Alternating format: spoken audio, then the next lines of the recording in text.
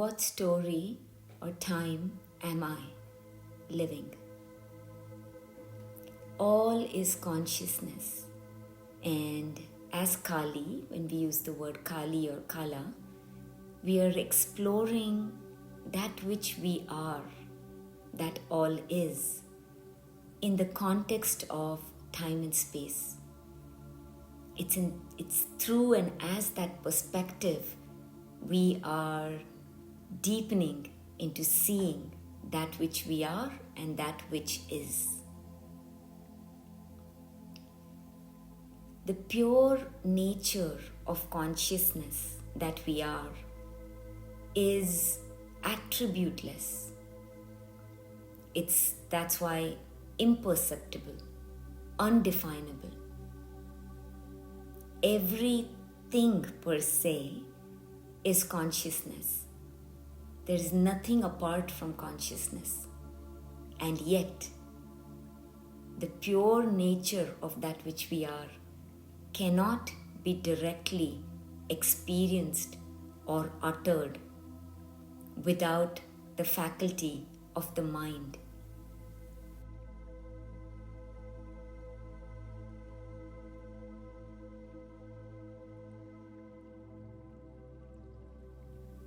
The word Kali or the masculine form Kala are pointing to the same one thing that exists in its pure nature as consciousness. Kala also means darkness. It is that which cannot be perceived, that which is unknown. And also, when we say Kala and Kali, we are talking about in the relative world that we are experiencing as time and space. Kali is mind, which is time and space. Kali is mind, time, space, and the way we experience time and space.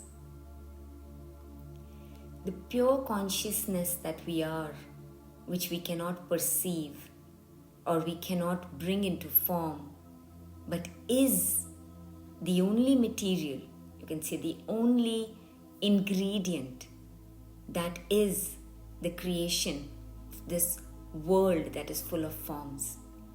It is simply an appearance. Now, as they say, it is Shiva, in order to experience, manifests itself as Shakti, the mind, the one mind, in order to become. That is why the innate nature of being is to become.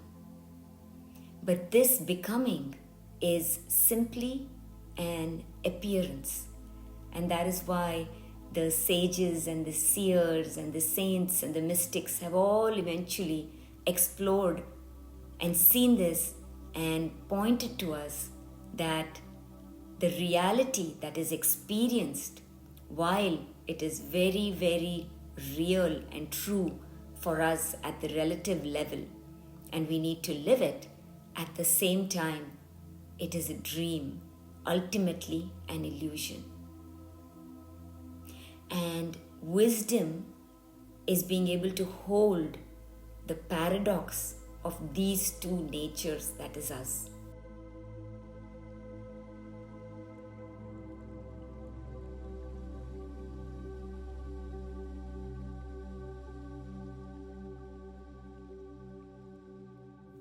The truth that can be uttered is not the absolute or the ultimate truth that we are as pure consciousness. Because the minute we utter or say something about it, we bring it into the relative world of Shakti, into form, into concepts. And that is why anything that really can be shared or expressed about our pure consciousness or the nature of consciousness are simply pointers. Holding this as the context, we can in some ways explain the paradox of this, the pure consciousness, the nature of consciousness, and how it is experienced in the mind to be a mirroring effect.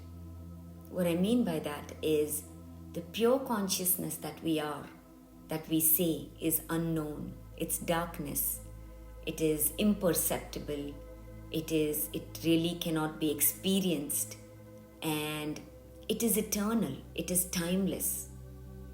At the same time, when pure consciousness comes into manifestation as I am, manifest, Shakti, energy, manifested consciousness, then it's actually the opposite.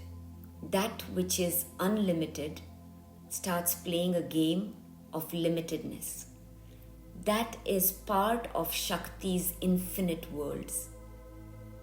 Different ways of limiting that which is unlimited so that it can relate, so that it can experience, so that it can become. All of the experience, becoming, relating from the absolute perspective, simply an apparency, an illusion. But at the level of the relative, absolutely real for us in experience, very valid. But it is the opposite. Something very key, even if we kind of know this to begin with conceptually. Life meets us where we are. So the door opens exactly where we find ourselves. So if we are living as thought and exploring this as a seeker, that is where the door opens. So to conceptually, to even know this, that which I am is pure possibility, playing in a realm that is simply an appearance of certain possibilities. In some ways, everything pointing to the nature of the mind.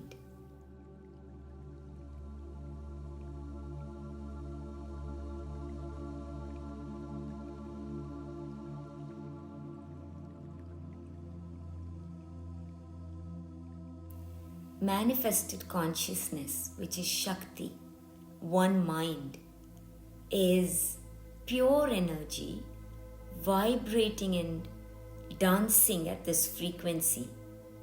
And the way that it dances determines the infinite worlds, dreams that it plays, stories. The one mind that we are can be seen as a clear lens. It is as if pure consciousness, which we call as Shiva, Shiva opening his eyes is Shakti. At the level of this purity, it is simply a clear lens.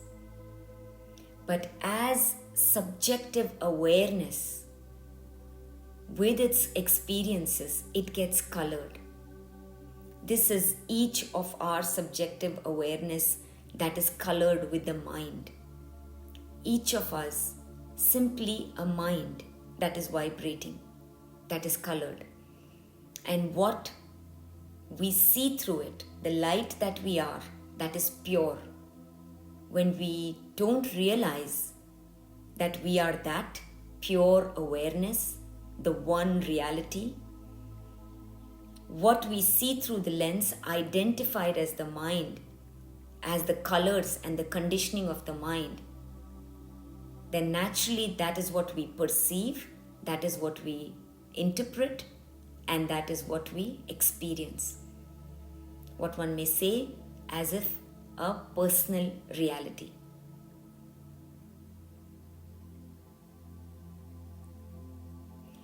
This personal reality, this personal mind that is colored, is in some ways a unique ratio of what is unconscious and what is conscious.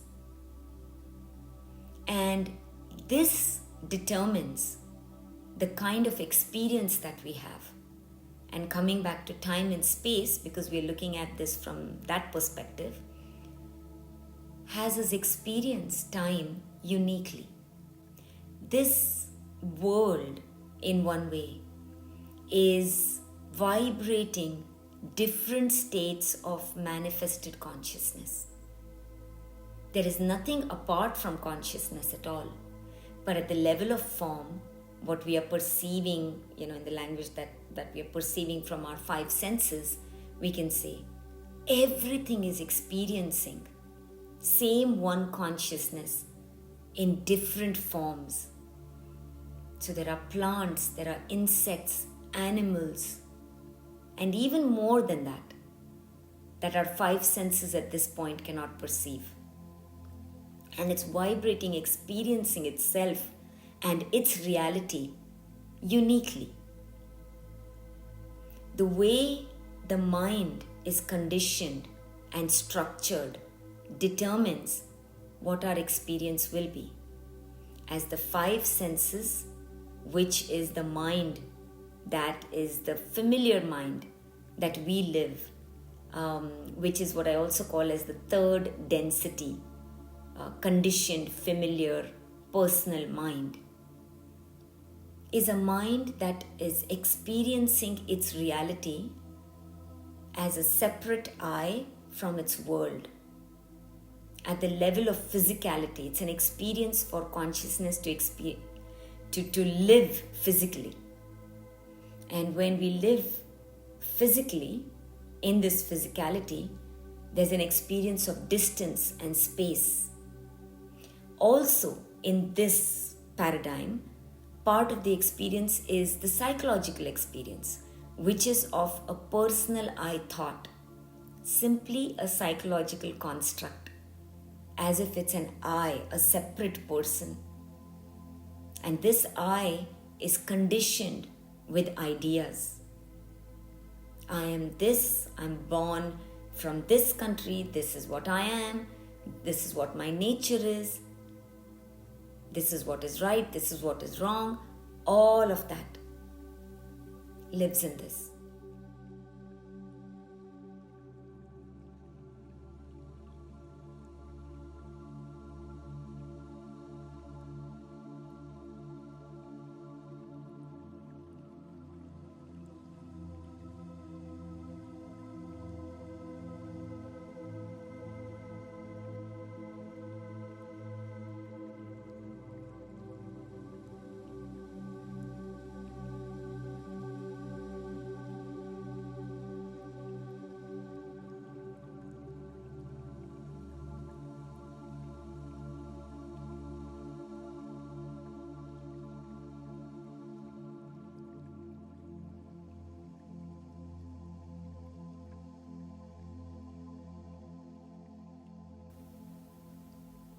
At the level of this clear lens, this is what we call as I am awareness. The mind is seeing, but it is not seeing with an identity that is colored as the personal. There is no conditions. In that sense, it simply is, and sees reality for what it is, even as the mind. But the third density, body, mind, world experience, especially when it is unconscious, simply an experience, nothing more than that. When mind colors itself coming into the world, and the experience of getting colored, can say it starts living as its psychological idea, conditions that it takes on when it comes in. And then the mind moves then with the awareness of its personal identity. And that is why I want to name this. I many times use the word awareness. Not all awareness is the same. At the level, as long as we are in our personal identity as a person, the only awareness that is truly available for us is of the mind that we believe they are. Everything is of the mind that we believe we are. Everything, that is why, calling us back to take a deeper look at know thyself. What am I?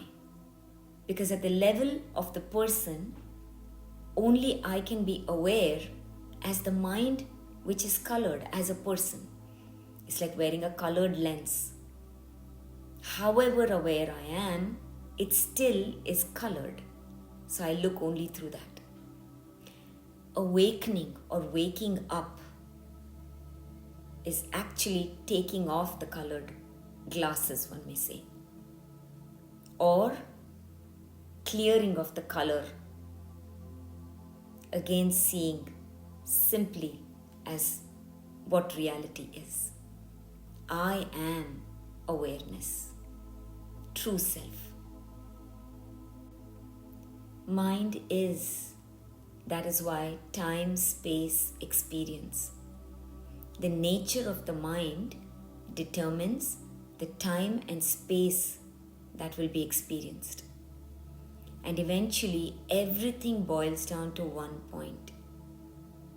The consciousness that we are, our level of awareness. Every state of being, every state of consciousness, wherever we might find ourselves in any given moment, is a unique ratio of what is conscious and what is unconscious. Because it's the unlimited playing as the limited.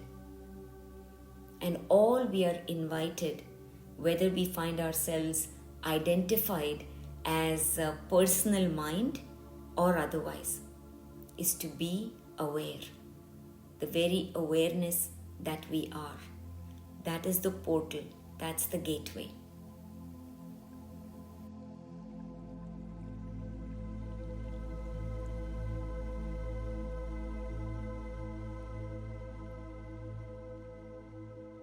And that is why it is said that how we do anything is how we do everything. The nature of the mind, our identity, our state of being, when we say state of consciousness, determines what we will perceive, how we will relate, what will be interpreted, and what we will experience and express. Mind is, lives, leads, and experiences its own nature. And that is why we begin with the one place that makes all the difference. Our state of being, our awareness. All the videos that are being inspired to be shared here, the core intention for these videos is for it to help us align with the already underway transformation that is happening.